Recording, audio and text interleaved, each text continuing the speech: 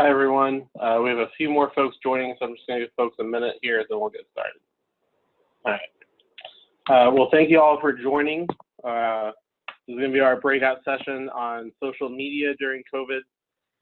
For those of y'all that are part of the peer-to-peer session, it'll build on a little bit of some of those conversations, but really focus on some specific tips and tricks we've seen work well for social media both before COVID, but especially in the last few months. And as we kind of gear up and think about engagement towards the last kind of quarter of the year. I encourage you all, if you'd like to do introductions in the chat, feel free to use the chat throughout the session today, both to talk with each other. If things we're saying resonate, feel free to give some examples that y'all are doing similar, or if you have questions throughout, feel free to ask.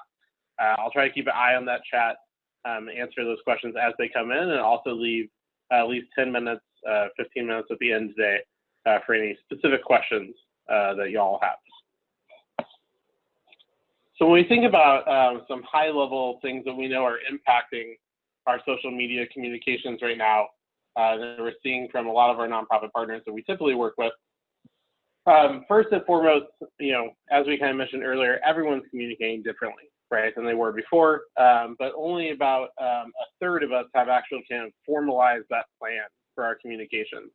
So 2/3 are kind of working off that informal type plan, which while normally that would be totally fine, especially for a small nonprofit, with everything going on right now and with the fact that our staff are usually in different places right now, it's really important we have a central document talking about our communications, talking about kind of who's doing what to make sure we're not kind of all doing the same thing, to talk about any kind of short-term goals, and to really talk about some messaging details, right? So we want to make sure that, what our one staff person is doing from home on social media is saying the same thing as our staff person who's writing our emails to donors and clients, and it's the same thing that our ED knows and is saying in some donor meetings, right, or some public meetings.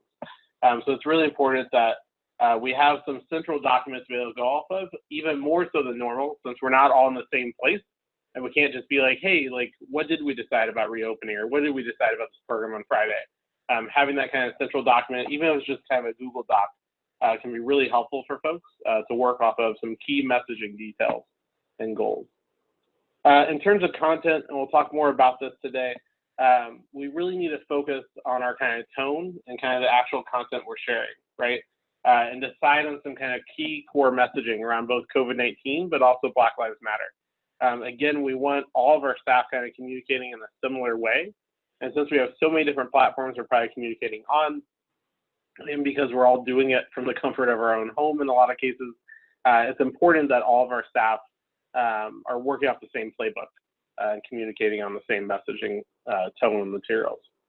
And then finally, as I mentioned earlier in another session also, people really are beginning to look more and more for that positive content. They want content that shows that progress is being made, that things are still happening. So telling those stories of clients, of the work you're doing, of the virtual pivot you have right now, is content they're looking to engage with. And then finally, we know right now, both from crisis fundraising, but also crisis communications, silence isn't the answer. We definitely heard from some organizations early on that between COVID-19, Black Lives Matter, there's just so much going on. They were just like, maybe we'll just pause and not communicate at all right now. We know that's pretty much the only thing we can do that's definitely not going to engage our audience, right? We have to kind of stay active. We might post a little bit less than normal, depending on the week.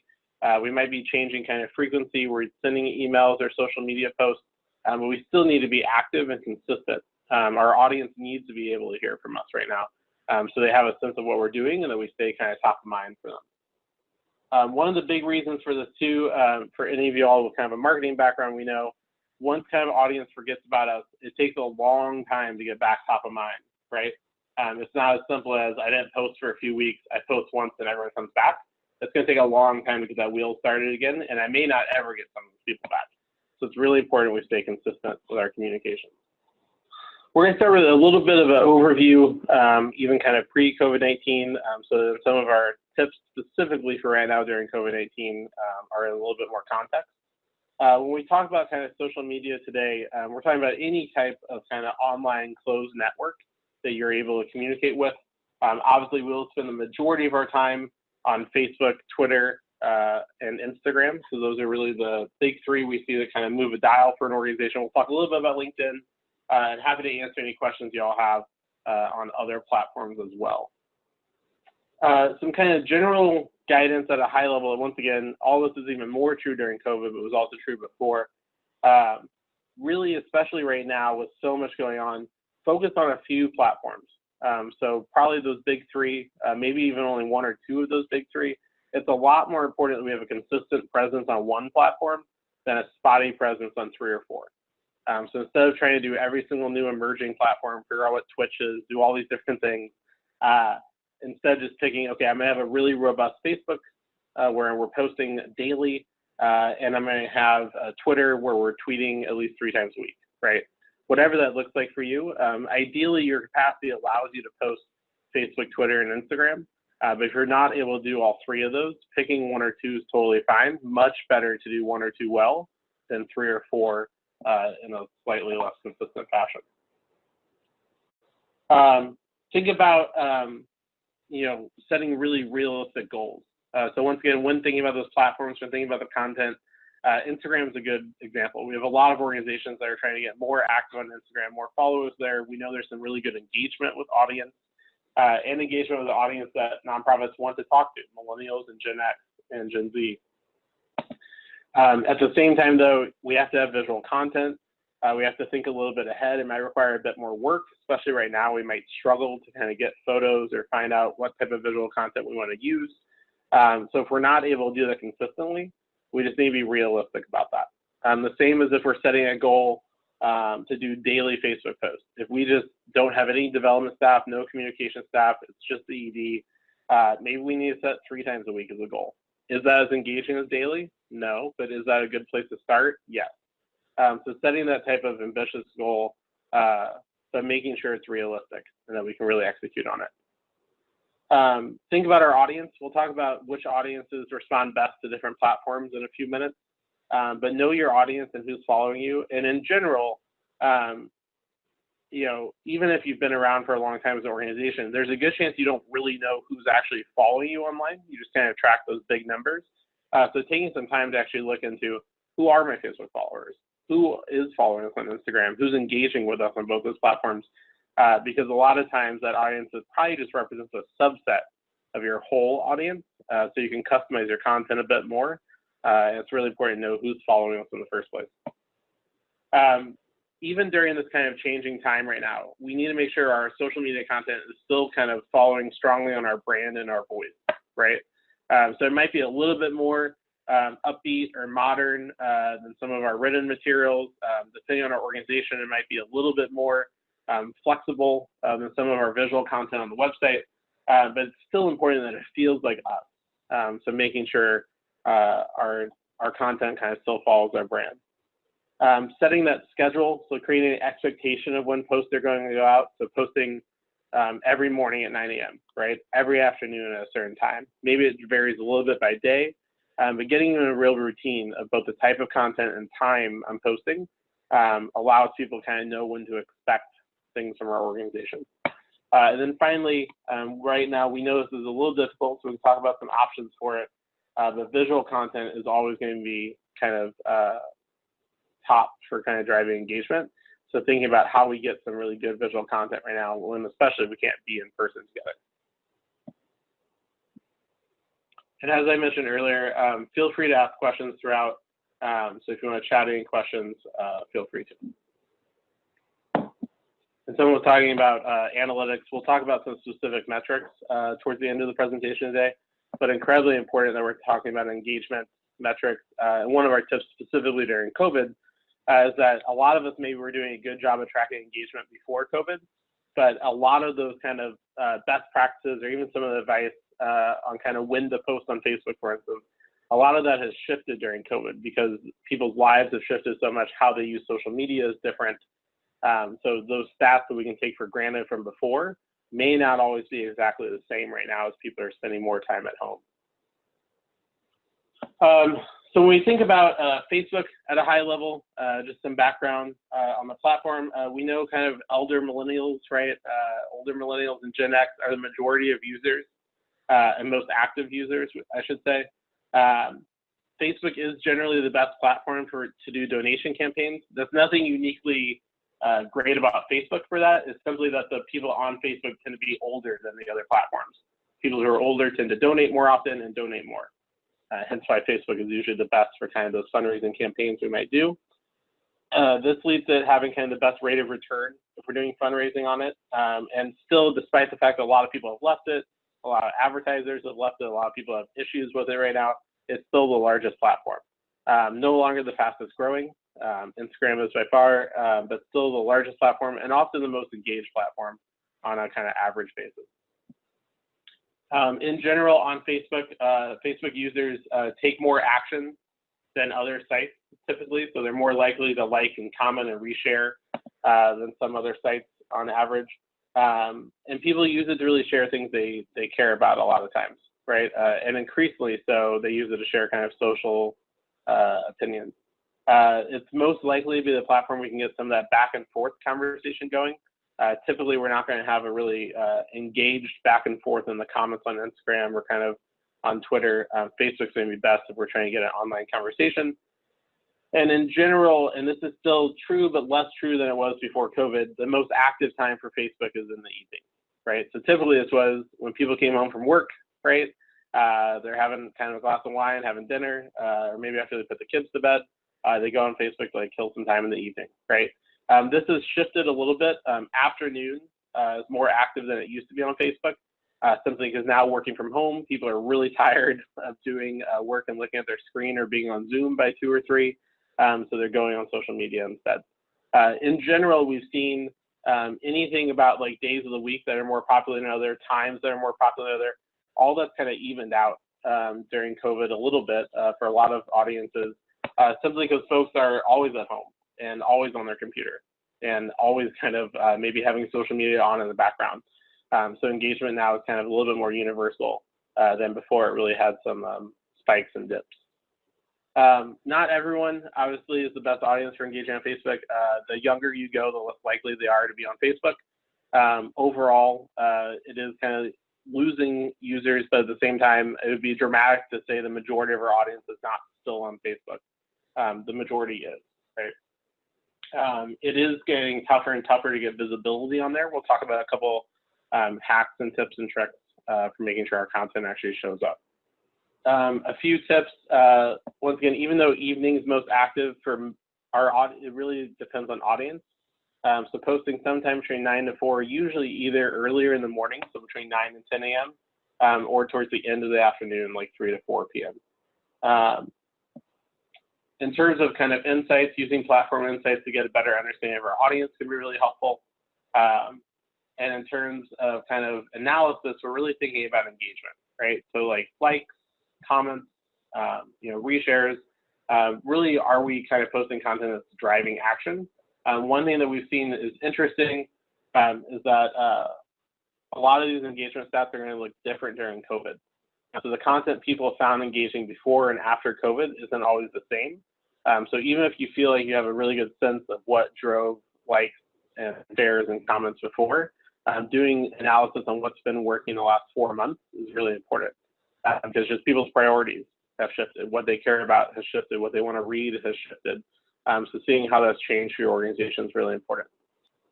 Someone was asking, all the slides will be available on the Summit website after the Summit's over, as well as the recording of the sessions as well. Someone was also asking kind of where younger folks are going, or if people are leaving Facebook but still looking for social media. We're seeing a lot of folks move to those video platforms, so like a TikTok or a Twitch. We're also seeing just Instagram continue to have a very quick rise, right? And I think especially in the nonprofit sector, we're seeing more nonprofits with really well done Instagram accounts and more engagement with nonprofits on Instagram. That's probably the fastest growing nonprofit platform, I would say. All right, in terms of Instagram, talking about that kind of fastest growing platform for nonprofits, 90% of users are 35 or younger, right? And 60% of people in their 20s have an account. So this is a great audience for engaging millennials. It is important though to think about, and why we say not a great source of funding, at least not of yet, is the fact that also just in general, right, millennials aren't always great donors yet, or Gen Z. which is incredibly normal. When we look at folks typically in their 20s and 30s are not necessarily the one kind of driving donations. These folks are going to be really interested in maybe doing some grassroots gifts, maybe doing some fundraising campaigns like Giving Tuesday, but not necessarily a huge donor pool compared to some of the other platforms and some of the other age groups. So thinking about that going in, realizing that Instagram is a great engagement platform. It's a great platform to get people kind of sharing stuff, kind of getting the word out, awareness raising, but may not be the best for kind of fundraising purely in and of itself. This visual storytelling is kind of a new way to tell stories, right, over the last few years, and really important, especially right now, that we're sharing that kind of visual element to the story. You know, we talked about this briefly during the peer-to-peer session, but a lot of folks are struggling to think about what they do visually right now, especially if in-person programming isn't happening. What we find is important here is really posting even just really authentic content. So thinking about, you know, posting just a short video from your executive director talking about what you're working on right now, a screenshot of your Zoom session, right? You know, a story from a client and just having the text up on the screen and something you make on Canva, right? Anything like that that's really authentic is what we're seeing get a lot of traction for nonprofits on Instagram.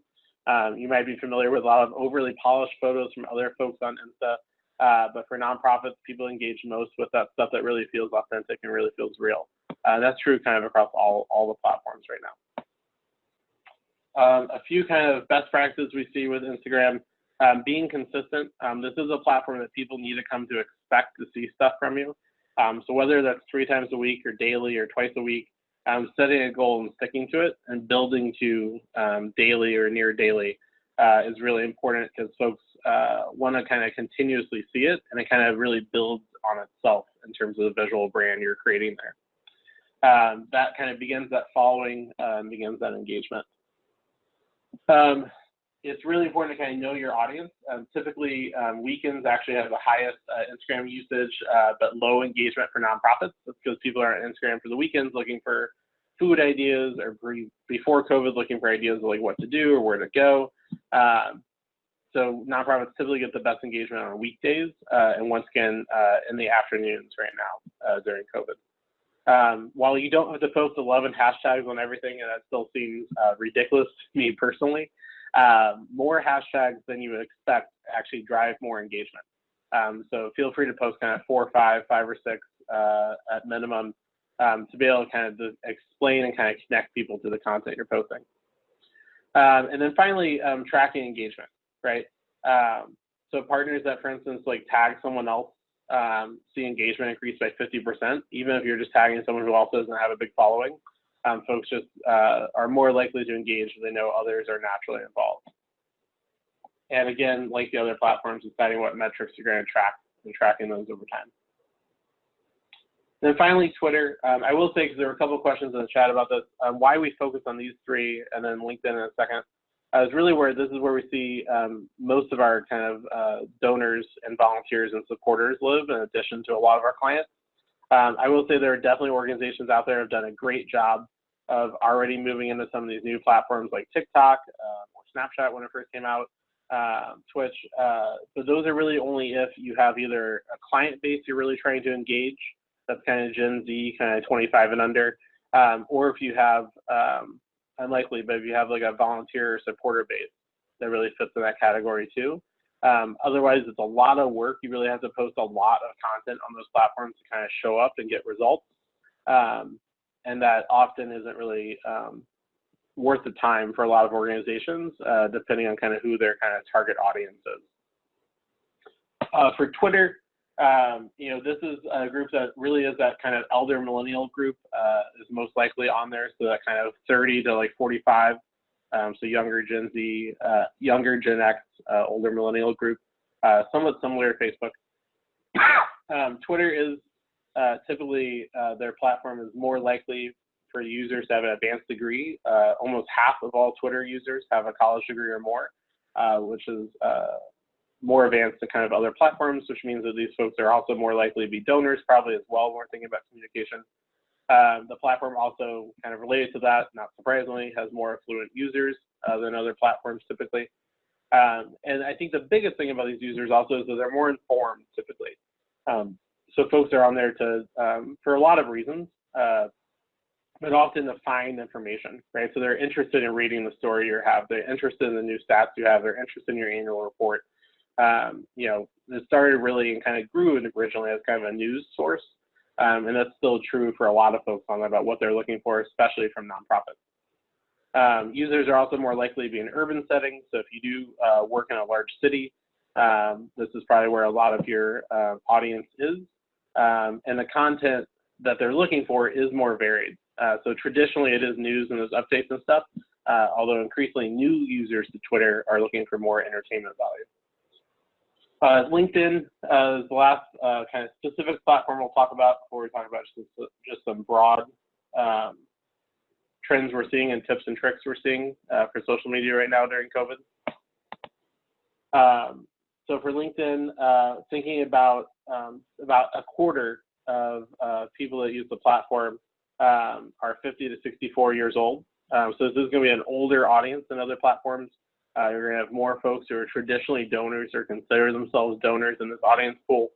A third of millennials and Gen X are on it, so not quite as much as the older group, but still a good chunk. And about half of all college grads are on LinkedIn or have used LinkedIn at some point. And a good percentage also of those kind of making higher level income. So once again, this is a good donation platform. The thing is with LinkedIn though, also like it doesn't do as well for direct apps. So this is a platform you're going to post news and information and stories, and hopefully people are inspired by that to give. It's really important that we have kind of, you know, some photos about the company, some stories about the company. You're not going to post as often on here. We see nonprofits typically average 1 to 2 posts a week if they're posting as an organization on LinkedIn. And the real content that usually works best here are short and clear articles with really strong headlines and titles, right? So 4 things to know about education inequality in DC, right? Those type of like BuzzFeed style lists play really well on LinkedIn and typically get the most kind of comments and likes and shares. People are beginning to post video on LinkedIn. It's still the exception, not the rule, but it is something to look at, doing some short video if you have a really specific update. Once again, the content on LinkedIn is often kind of work-related, impact-related, a little bit more formal than some of the other platforms. So some of the ways we see people using social media, especially during COVID right now, keeping stakeholders involved. So one of the big things that we've said consistently is that we want our donors not to feel any uncertainty about the work we're doing, right? We want our audience to understand where we're at, what we're doing, what our pivot has looked like during COVID. So it's important that we keep those stakeholders involved. And one way we can do that so we don't have to, you know, flood their inbox is sharing a lot of updates via social media and really painting that picture for what work looks like right now. Giving gratitude, a lot of times we forget that the same people that we're sending thank you letters to and doing donor calls with are often the people who also follow us on social media. A lot of our followers are also probably donors or volunteers or advocates for the organization. So sharing our gratitude for them, thanking them, you know, as a group, individually on social media can be great. And also something that if we're thanking them, if there's people who follow us on social media who haven't donated yet, a lot of times that can be a subtle way to get in their mind, like, oh, I could also support this organization, not just like and comment and share on what they're posting online. So gratitude can be a great way to both support those that already support you, but also bring in possibly some new supporters. Showing impact, so a little bit like sharing news, but kind of visually and also kind of numerically showing the difference you're making in the community, right? This is something that we see actually gets reshared a lot. Anything that's story-based or stat-based are the 2 things that we see nonprofits often get most reshared. And then finally, promoting kind of some of your virtual events. So especially with virtual events, we're seeing more and more people attend from kind of across geographic areas. So even small nonprofits sometimes are getting folks attending virtual events that never would have before because of where they're located, but might now because they're virtually. So making sure we're sharing those virtual events far and wide. So we're going to shift into some specific COVID tips for right now. So feel free also, if you have any questions around social media usage, specifically during COVID, or Black Lives Matter in terms of content, tone, frequency, engagement, feel free to ask those, and we'll answer those as we go through this. So the first tip is really thinking about answering 3 questions in our social media content. Now, we're not going to answer these questions in every single post. That would be a very long post. But across a week, across a couple of weeks, we should be touching on all 3 of these things on a pretty regular basis.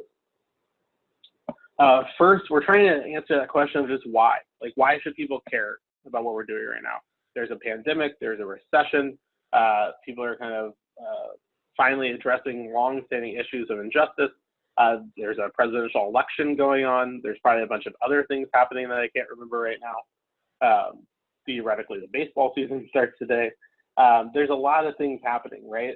So why should people care about the work we're doing? We have to make that case. We have to make that case either because there's increased demand for our service, there's increased needs of our clients right now, or we know that as part of the rebuilding process, we're going to be vital in that and talk about our role within that work. We have to answer the question, what for? So it's not just enough that we're doing all this, but if people care, what's going to happen because of it, right? Whether they're donating to us, advocating for us, volunteering with us, just generally supporting us, if they help us, what's going to happen? So make it clear about the work we're doing, the impact we're having, or the work we're preparing for. A lot of us maybe had a pause or at least lessen the work we're doing right now because our program didn't naturally shift virtually. But we know we're going to be an essential part of kind of getting back to the community we want to be or building the community we want to have. So talking about our role in that process. And then finally, across that every week or 2 weeks, we really need to drive home the urgency of this. Jamie said this during the keynote very well this morning, I think. But we really, everything we have to do has to be with a sense of urgency. Now, we don't want to create false urgency. We don't want to oversell, like, donate today or we're shutting down the nonprofit, right? We don't want to go too far on that. But we do want people to know that our clients have real needs right now. The organization has real needs and real challenges, and this isn't going to get easier anytime soon. So we want people to know that there's a real need to kind of give today, that there are problems that we need them to help us address today. When we think about social media campaigns, typically kind of industry will tell you that like a 2-week campaign is average for how long you could do a fundraiser on social media for. I'm a big advocate of limiting your social media campaigns to 24 hours. Even before COVID, it was really hard to keep anyone's attention on social media for more than a day about something. And now with everything going on, even harder still. So doing those really targeted campaigns a lot of times drive action. Because if you tell me I can donate to you sometime on Facebook in the next month, I might forget. Even 2 weeks or a week, I might forget. So I'm going to tell myself I could do it in a few days. A billion things happen in a few days. Totally forget I ever said that. If you tell me I have to donate today, I have to make a decision. A, I donate. B, I don't. I'm a lot more likely to choose to do it right then. Someone was asking how we kind of pitch that urgency. It could be client stories, talking about the fact that our clients need help now. It could be talking about the difficulty but opportunity the organization has in shifting virtual, some of the things you hope to do with that. But talking about kind of those, once again, largely framing things in a positive lens. Urgency doesn't have to be negative. It could be that there's real challenges out there, but a lot of times it's that there's opportunity. Or even talking about the opportunity to address the challenges, but still putting in a positive emotional frame. The second tip we have, sorry about that. Second tip we have is planning ahead. A lot of times, especially for those of us that don't have communication staff, we're probably thinking about our social media posts as we're writing for social media posts. But especially right now with everything going on, it's important we're doing a little bit of planning at least. So despite kind of all the uncertainty, creating at least a flexible outline of what our communications are going to look like. So for the next 4 weeks at any given time, we should have a plan for the type of content. So I'm not saying we have to necessarily write every post for the next 4 weeks ahead of time. If you can, awesome. But a lot of those might change. But at least putting kind of a placeholder type of content. So on Mondays for the next 4 weeks, we're going to talk about our program impact. And on Tuesdays for the next 4 weeks, we're going to share some type of motivational post. And on Wednesdays, X, Y, or Z. But making some type of regular plan, regular schedule, and having a sense of what we want to do for those times. Also, when creating these placeholders, having a sense of what we want to do visually for these posts. We know we want the majority of our posts, if not all, to have some type of visual content. Since it's a little bit more challenging right now, thinking ahead of time about it is going to save us a lot of time and make that a lot easier for us to manage. When thinking about the rest of 2020, we're not necessarily thinking about trying to plan 4 months of content right now on a day-to-day basis, but we should be thinking about kind of month to month and maybe even week to week starting in October. What's our big theme for that week or that month? It maybe is something as high level as ours right now is that for August and September, we're really posting content that's engaging folks, it's story-based, it's narrative, and subtly reminding them that there's really good stuff happening with small nonprofits right now. In October, they'll start shifting to the fact that there's urgency around helping, and then November and December, they'll shift towards you need a help and you need help today, right?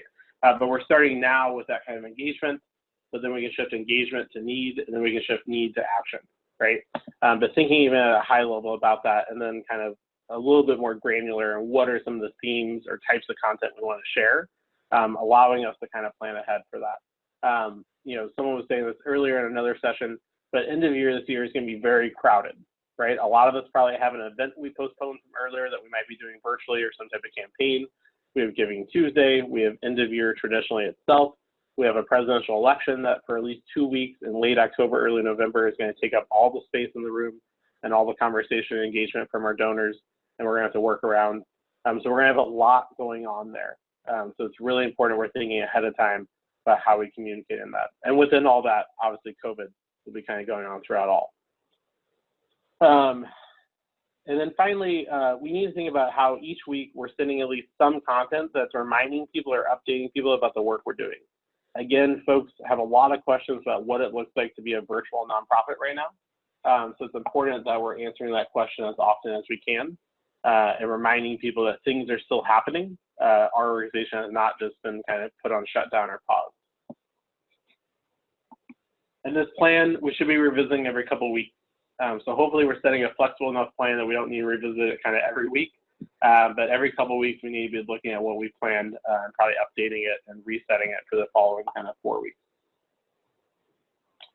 Our third tip is about content. Someone was also asking about kind of scheduling content that isn't just about your work. Definitely true. This is a great time. This is also something we've seen organizations do as allies in the racial justice space, sharing content from other organizations, sharing content that's helpful for donors to think about social issues that you work on, sharing content that's realistic to donors' lives right now about fun activities to do with your kids when stuck at home, right? I think all of our donors pay attention anytime we talk about family activities right now. So thinking about donor context and also just about issues that matter, and about how can you amplify other voices right now is a really good opportunity. So this third tip about content, first and foremost, this has been said a few times today, but making it authentic, right? A lot of times people don't do video, for instance, because it feels like they have to make it really fancy, right? They have to be a really great speaker. They have to have perfect lighting, perfect setup and stuff. Increasingly, we see, the original example of this was direct mail. We actually see direct mail that's too fancy gets a lower rate of fundraising return because people are like, if you sent me like a 3D pop-up book, you probably don't necessarily need my donation. You spent so much money on that. Now, it still needs to look nice, still needs to look professional, but actually that direct mail in the middle ground is most successful. We see the same increasingly with video. This was actually a trend before COVID and even more so now because people know that your ED is filming video from their home office, right? Your staff directors doing this from like their kitchen table that they sit at now, right, and do their work from.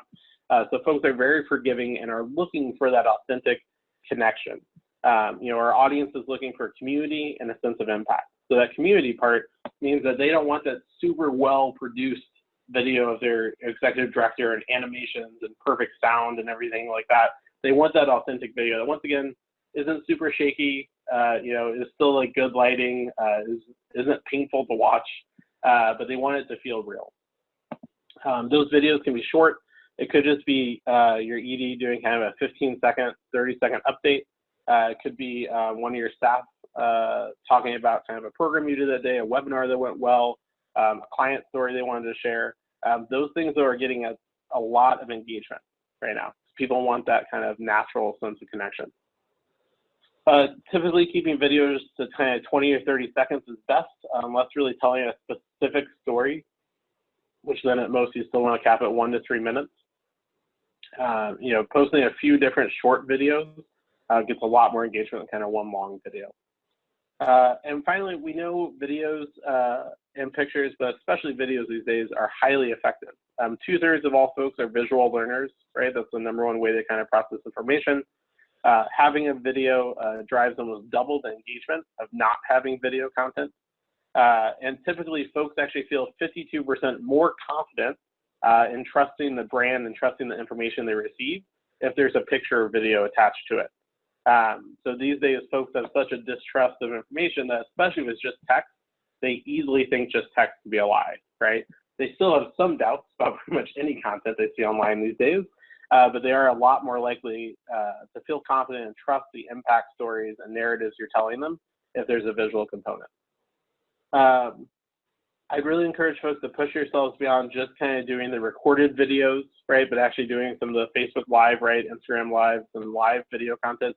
Typically, live video gets more engagement and also gets watched for longer, right? So people are more engaged during the video itself. A lot of times that live video can feel really daunting or intimidating for staff, but encouraging folks to just kind of think a little bit ahead of time, plan a couple bullet points they want to do, not an exact script, so it doesn't feel kind of that they're reading off a cue card, but give them a couple of bullets and keep it short, right? 20, 30 seconds, you know, a couple minutes maybe at most, and with some really specific points.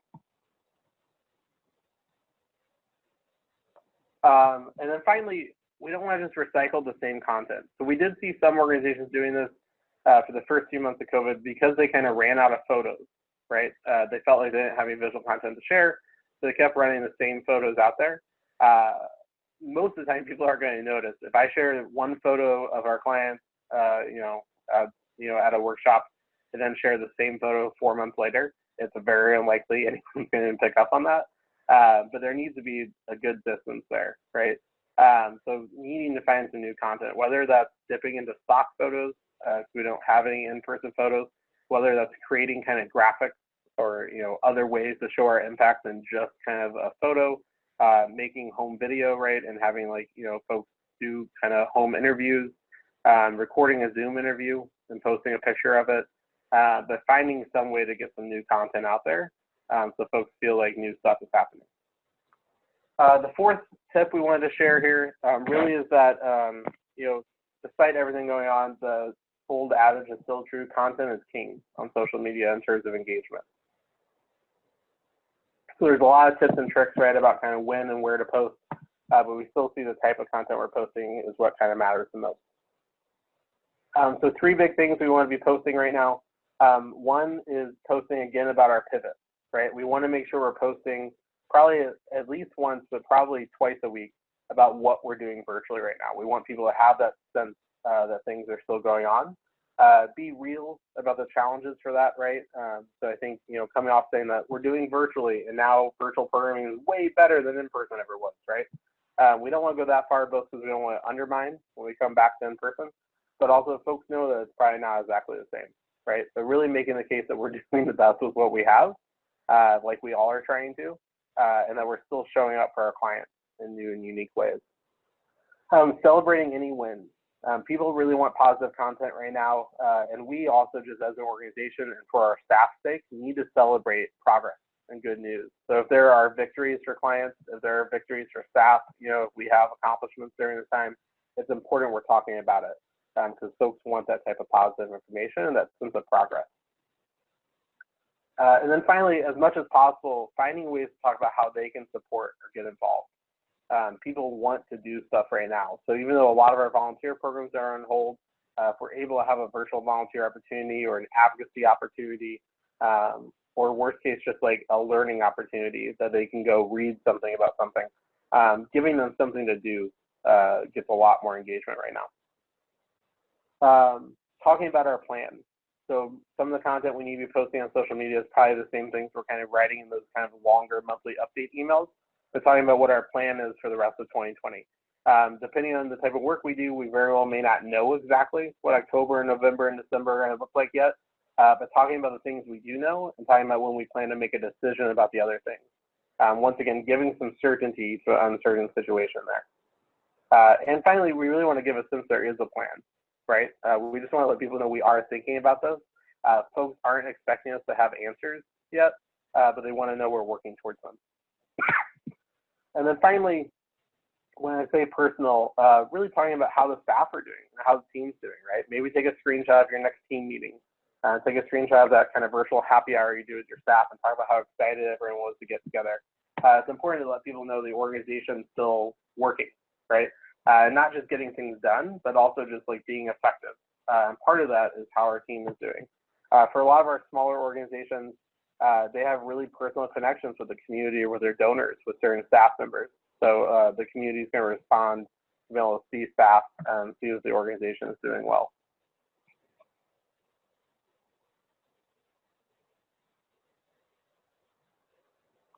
And someone was talking about some visual content here, graphics with kind of quotes, definitely.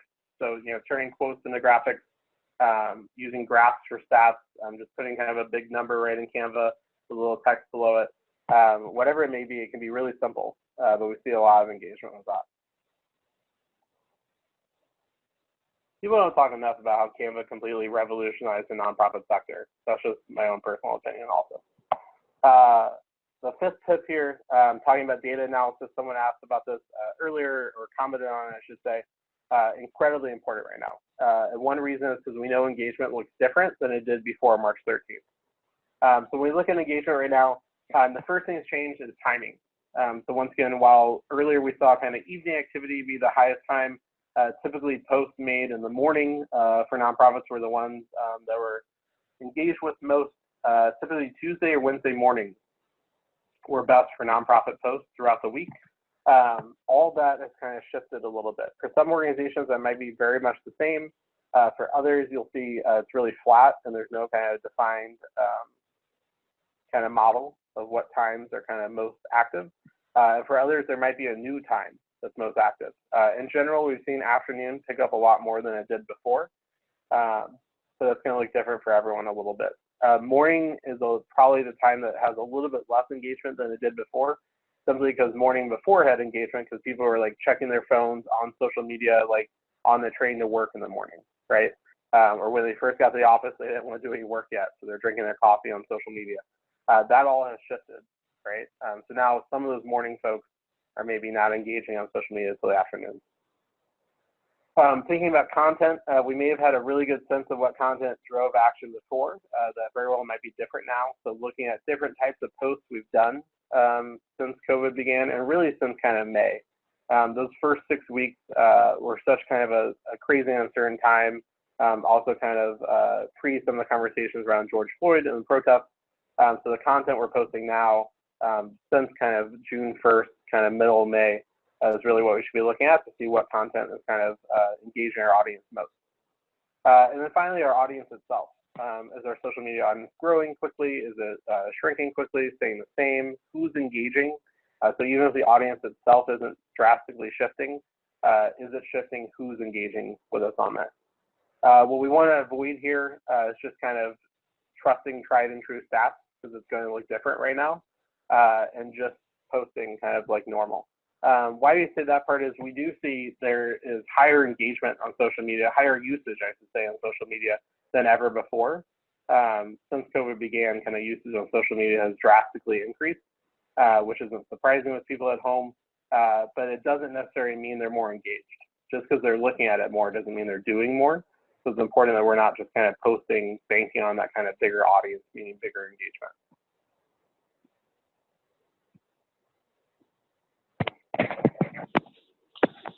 Fifth tip about getting engagement from our audience and getting that kind of back and forth we're all looking for and hope for on social media. We want to make sure that first and foremost, we have a reason for posting, right? We don't want to just be posting because it's a Thursday and we're supposed to post on Thursdays, right? We want to have a purpose behind that.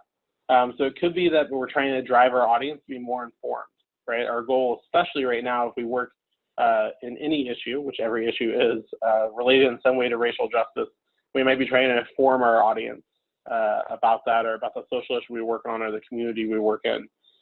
So we might just be focused on kind of increasing that knowledge or awareness. Could be about increasing knowledge about our organization, could be about our social issue, and we might want to focus on a stat that we think is really compelling, or link to a longer blog or longer article that we'd encourage people to read.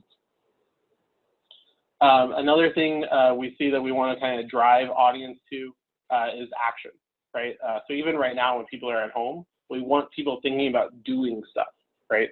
One of the most interesting studies that had a few flaws in it, because it's not really thinking about the context, but they could tell that with environmental actions, for instance, millennials were like 5 times more likely than baby boomers to post online about social action related to the environment and climate change. But baby boomers were twice as likely to actually do something about it, right? That's often because on social media, we're just doing the awareness informed part. We're not asking people to do something. So it's important that we're kind of giving people the opportunity to step up and do something small in kind of real life. So we might want the audience to do something. So once again, maybe start a home recycling program, call someone in their family and have a difficult conversation about race, pick up litter outside, you know, whatever it is, but giving someone an actual kind of action to do. It could also be donate, it could be volunteer, right? It could be advocate and call somebody, but asking them to actually kind of show up and do something right now. Be specific and kind of consider your audience and think about what makes sense for your audience. And then finally, we could be asking them to share, right? You know, we've talked in some of the fundraising workshops today, acquisition is going to be really hard right now, and kind of getting new people in the door to support.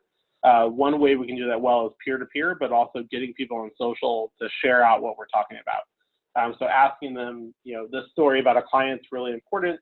Can you share this with 3 other people, right? Or can you share this on your own account? Or can you tell your partner, friend, or family about this tonight?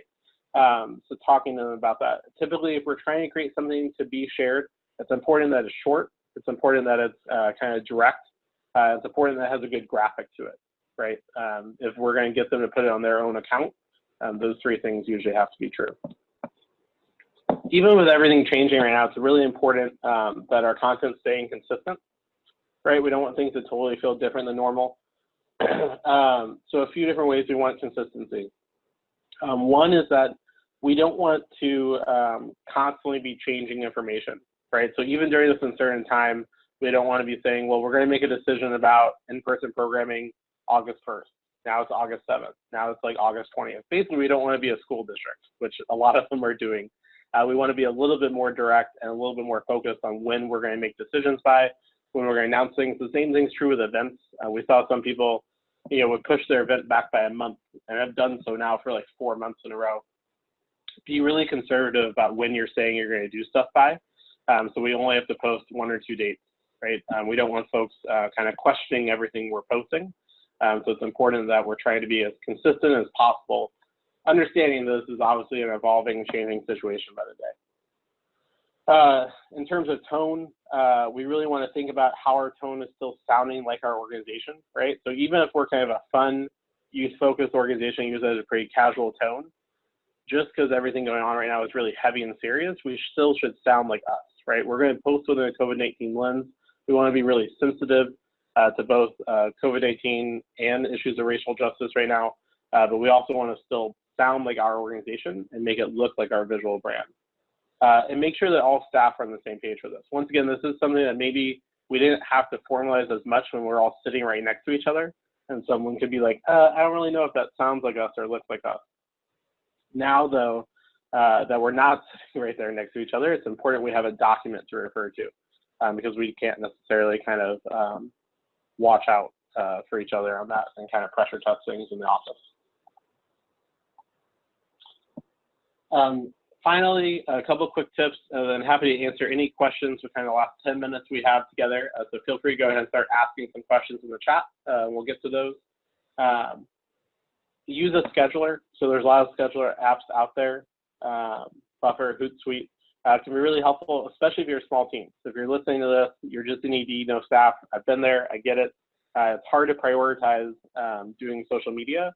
and you may not be able to make time every single day. So taking 20 minutes on Monday morning while you're having a cup of coffee and still waking up to plan out your posts for the week, not going to be as engaging as doing it daily. We do know kind of live posting typically allows you to be a bit more flexible, so it saves you a ton of time, and it's important to get started somewhere. So use those scheduling softwares that can be helpful. Really prioritizing a couple of key messages.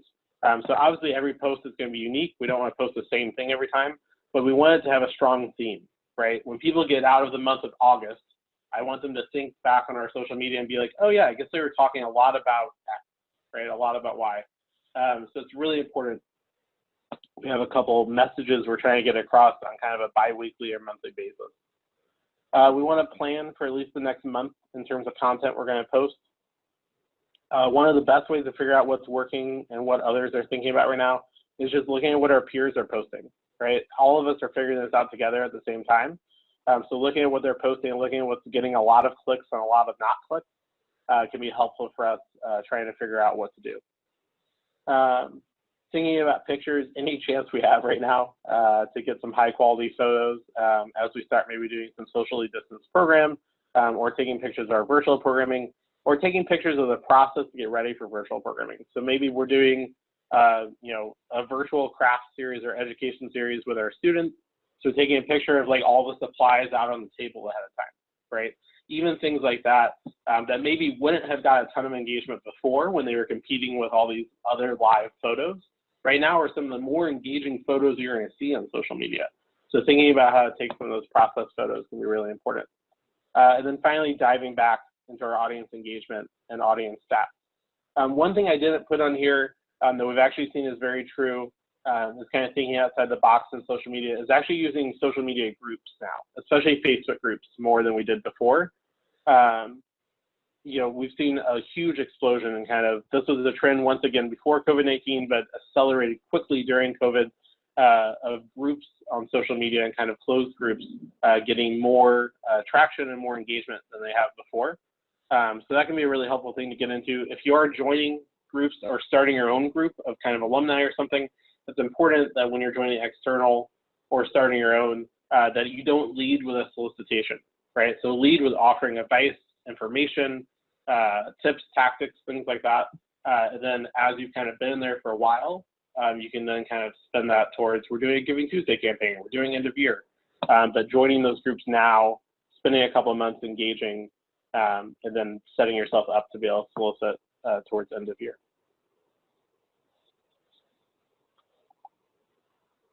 Someone was mentioning one thing that helped them was thinking about theme days across the week. 100% love this, totally agree. This is something we do ourselves. So thinking about, you know, Mondays are Motivation Monday, where we post some, you know, picture and some like big thought about giving, right? Tuesdays, we always post on one of our nonprofit partners. Wednesdays, we always post the impact stat. Thursdays, we usually post our blog. Fridays, you know, X, Y, or Z. So having that type of rhythm, which obviously you're going to be flexible, things are going to change, holidays are going to come up, things are going to happen in the world we need to post about. But having that kind of base rhythm is both good for your audience. They won't necessarily pick up on the fact that there's that schedule, so they'll get in a habit of engaging with your content in a certain way. And for you, it's a lot easier than to brainstorm about what I'm going to post, right? If I know Wednesdays are when I post impact stats, I can easily think about that. If I know Thursdays are client stories, I can prep for that. So that's a good way to keep yourself organized. Any questions you all have before we wrap up today? Great. Well, we will have the slides and recording after this available on the Summit website. Thank you all for joining.